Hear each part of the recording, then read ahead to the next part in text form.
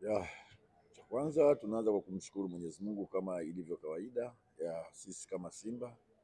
Tuko vizuri, tumejiandaa kwa ajili ya mchezo wa kesho. Tunajua tutakutana na timu ambayo tayari umekwisha shuka daraja. Siku zote nasema unapokutana na timu kama hiyo inakupa wakati mgumu, kwa sababu wachezaji wengi wanapokuwa katika hatua hiyo ni kwamba huwa wanapenda kucheza kwa kujionyesha wao wenyewe. Kwa hiyo nafikiri itakuwa ni mechi ya ushindani na mechi ngumu, lakini sisi tumejipanga pamoja na ushindani wao na ugumu wao tupate alama zote tatu katika mchezo wetu wa kesho.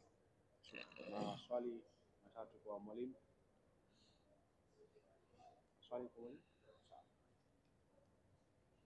Jitambulishe.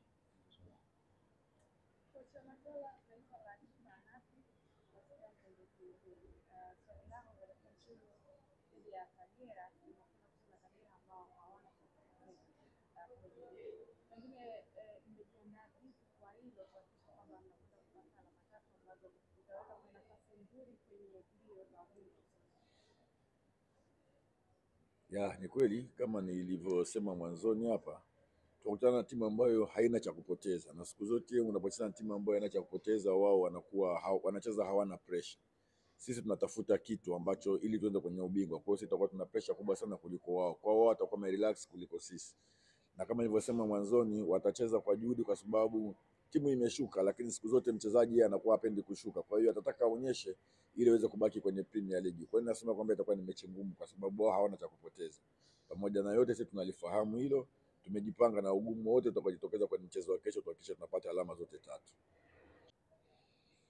Ya, ukiangalia kama nilivyosema, tuna wiki, ndani ya wiki tuna mechi tatu, tuna game tatu mfululizo. Kwa hiyo sidhani kama kila baada ya siku mbili unaweza kutumia wachezaji wale wale. Siku zote wachezaji ambao sio mashine, naweza kusema kwamba ni kweli katika game zilizobaki hizi lazima tufanye rotation, hatuwezi kuchezesha wachezaji wale wale. Kwa hiyo nafikiri tutegemee rotation katika mchezo wa kesho.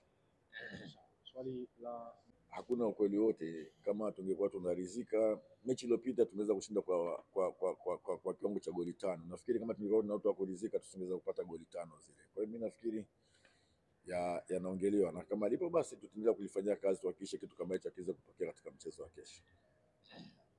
Niwapongeze na niwashukuru sana mashabiki wa Simba, wamekuwa na sisi kila tunapokwenda na katika kila hatua.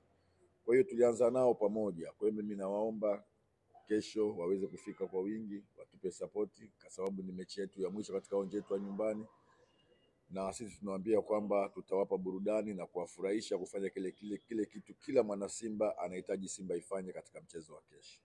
mwalimu, nikushukuru sana. Asante sana. Kila la heri kwa mchezo wa kesho. Inshallah.